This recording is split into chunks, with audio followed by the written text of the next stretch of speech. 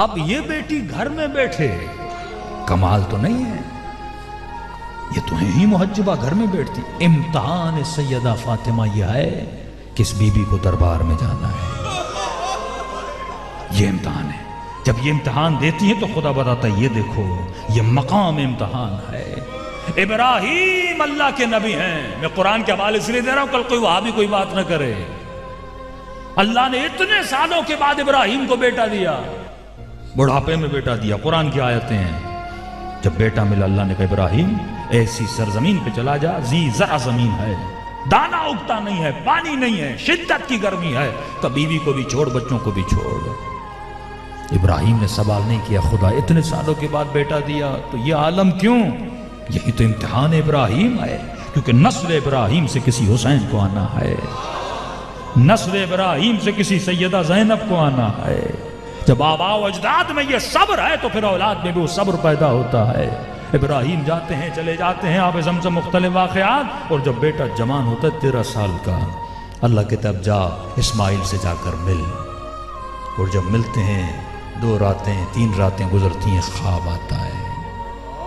اتنے سالوں کے بعد باپ بیٹے سے ملے، کیا محبت ہوگی، کیا محبت ہوگی۔ خواب میں دیکھ رہا ہے کہ اپنے بیٹے کا گلا کاٹ رہا ہے۔ اللہ نے خواب دکھایا، وحی نازل نہیں کی، ایمان ابراہیم کا درجہ بتانے کے لیے کہ تجھے ڈائریکٹ فرامین اہل بیت سنائے جاتے ہیں، ہم لوگ عمل نہیں کرتے۔ ابراہیم خواب میں سن رہا ہے۔ ایمان کا یہ درجہ ہے کہ خواب میں دیکھی ہوئی چیز اور بیٹے کو ذبح کرنا ہے۔ صبح کہتے ہیں کہ میرے لال میں نے خواب میں دیکھا کہ میں تجھے ذبح کر رہا ہوں، کہ بابا پھر دیر کیسی، کہ ماں کو نہ بتائیے گا، ماں برداشت یہ باتیں نہیں کرتی، وہ ہاجرہ کا مقام تھا، کربلا میں زینب کا مقام تھا۔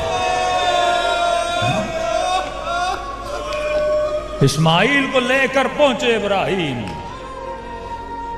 بعض ممبروں سے یہ بات تھوڑی سی غلط بھی پڑھی جاتی ہے کہ ابراہیم نے چھری نہیں چلائی تھی، ابراہیم حسین کا دادا ہے۔ میرے مولا فرماتے ہیں چھری چلائی تھی، 1 بار نہیں 3 بار چھری چلائی تھی۔ دلیل یہ ہے جب اسماعیل واپس گئے تو گلے پر کیا تھے؟ نشان تھے، کہ ماں نشانوں کو دیکھ کر رو پڑی تھی، اور یہ سوچ کے کانپ رہی تھی کہ گلا کٹ جاتا تو ہاجرہ زندہ کیسے رہتی۔ اے مفتی، اے مولوی، یہ قرآن ہے، خدا کیوں ایسا امتحان لے رہا ہے؟